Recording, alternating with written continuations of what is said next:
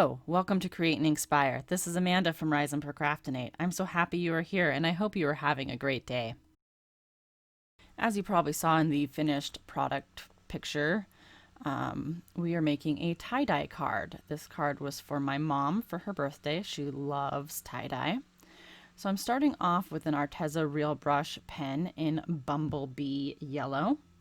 And I'm just going to draw a spiral here. It does not have to be perfect, and as you can see, mine is far from perfect, but tie-dye is not perfect. So I drew my spiral, and then I'm just going along the spiral here and drawing flick marks out from the spiral.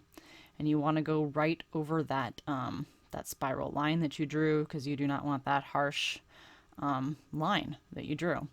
And you want your flick marks to be varying in size. Because again, tie-dye is not perfect and you want it to vary. And I'm not going to show all of this, obviously, because this took me quite a while to do. But I'm going to show you a little bit of each color that I chose. You can do this in any colors that you want, as long as you're kind of paying attention to the color wheel. You don't want to make mud.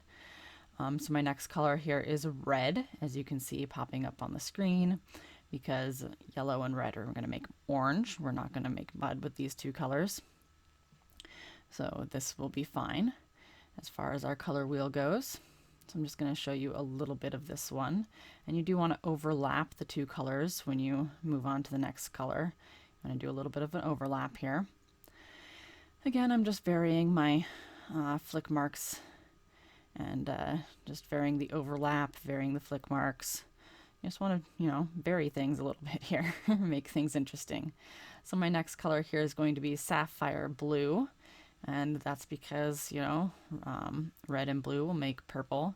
It will get a little bit dark in between the red and the blue. So you don't want to overlap a ton here unless you want it to get dark, but you do want to overlap some. Again, I'm not going to show you all of this. And then I had so much white space here because I was only planning on doing the three colors, but I did have a ton of white space, so I did bring in a light green. And, yellow and green do play well together, so we're going to be okay there. And I don't know why I went on the on the yellow side instead of continuing out from the blue side. Don't ask me. Either way would be fine, though. So you would be okay either way, because, the blue and the green's going to touch here and the yellow and the green's going to touch it. It doesn't matter either way you go. As you'll see when I get to the adding the water part, it really doesn't matter, because all the colors are going to, well, not all the colors, but the colors that will touch will merge together. It doesn't really matter. So as I get to this part where I've got a lot of white space, I am going to make my flick marks really big to fill in that white space, because I did have quite a big gap here. I am leaving some white space, though. You do want a little bit of room for your colors to expand. So now I'm bringing out my Nuvo Mister, and I am going to spray this bad boy. I did go a little light-handed here at first, hoping that I wouldn't oversaturate the paper. So then I brought in my water brush here, thinking, all right, well, I guess I didn't bring it in quite yet, but I am going to bring it in a second here, thinking that I don't want to go too heavy. I don't want to make puddles on my paper. So I'm just going to bring in my water brush and just mix the colors a little bit with my water brush. And then I decided that was going to take way too long to sit there and mix it by hand. Sorry, my camera, the autofocus is now focusing on the end of my scissors instead of on the paper. Sometimes I forget that the autofocus is going to do that when I'm holding things down and doing stuff like this. So it would be better if I would remember to turn the autofocus off when I'm doing things like this. But you get in the groove of crafting, and things happen. So this is where I'm bringing in that water brush and just going to mix the colors manually. And this was really not necessary. I just needed more water, or I just needed more patience, one or the other. I don't often have patience when I'm crafting. So I did, like I said, decide that this was going to take forever if I was just going to do this. So I am going to bring in more water and just spray the heck out of this thing. You don't want to go too heavy on the water, though, and I did. You'll see what happens when I do that. My camera will focus here in a minute. I'm not going to make you watch it all blurry. Don't worry. If it was too blurry, I would have either redone it or or figured something else out, but see, it came back. We're good. You know, I have a love-hate relationship with the autofocus sometimes. But anyway, so I did decide that this was just going to take too long. I just needed to add more water. So we're going to do that here in just a second. So yes, here comes the more water. So I just sprayed the heck out of this. And as you can see, the colors are starting to mix now.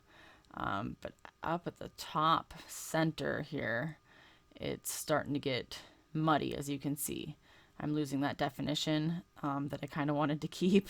So I'm bringing in the heat tool to quickly dry it. And as you can see, I'm starting to blow blow that wetness around. And I'm like, oh crap. So I did dab that up a little bit. I really wasn't happy. As you can see, I'm pointing out that area. I really wasn't happy with that area. So my fix for this is I brought in the Simon Says Stamp You Matter stamp set. And I'm just going to stamp that big ol' U right over it and kind of somewhat cover it up, I guess. Make it a little less noticeable that it was kind of blurry there.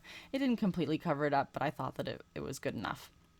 So I'm going to stamp Happy Birthday to You over it. I'm just struggling with my anti-static powder tool here, because when I heat emboss something large, that little brush just doesn't do it for me.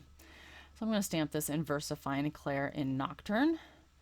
And I am going to stamp this twice to make sure that it is nice and juicy, so I have enough time to heat emboss this in clear over that Nocturne. So I'm just going to stamp it one more time here. And as you can see, the U kind of covers it up. It distracts a little bit from it being kind of muddied. But I mean, like I said, tie-dye is not perfect. It does not have to be perfect. So it was fine.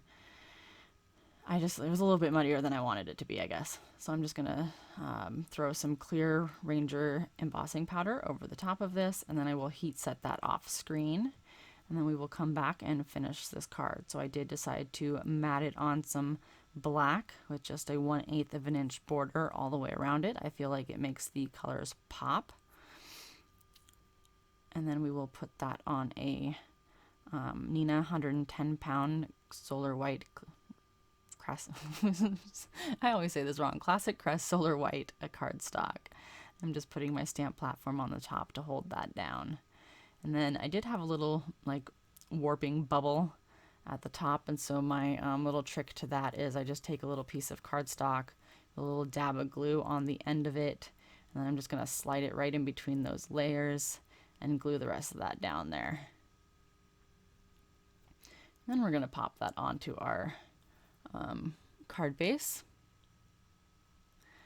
And then I did decide after I got this mounted on the card base that I was going to pop a sentiment on the inside, because my family gets a little disappointed if I don't at least put a sentiment on the inside, and I am terrible about writing sentiments on the inside. So I decided to be a little bit of a smart ass with this one, because my mom always knows she gets at least a birthday card. So I pulled a sentiment from the Simon Says Stamp Tiny Words Birthday stamp set. I'm going to stamp this in VersaFine Clair Nocturne again. And this one says, let's see what it says. Surprise, here is your birthday card. You never saw it coming, right? Because of course she always gets at least a birthday card. And of course usually I get her a present too, but she gets at least a birthday card. So then I did take a little trimming from my background and popped that on the inside too. And I'm going to spray it with some Perfect Pearls and water to make it a little bit shiny. And of course it didn't show up real well on the camera, but it shows up a little bit, I guess. I hope that you enjoyed the project for today. Don't forget that my supply list is in the description box below. I also have my personal social media and channel links listed in the description box as well. I would love for you to follow me. If you don't see a description box on the Create and Inkspire site, just click on the YouTube symbol on the bottom right-hand side of the video to view the video on my channel. You will also be able to leave me a comment that way too. I love interacting with my viewers. As always, have a great day.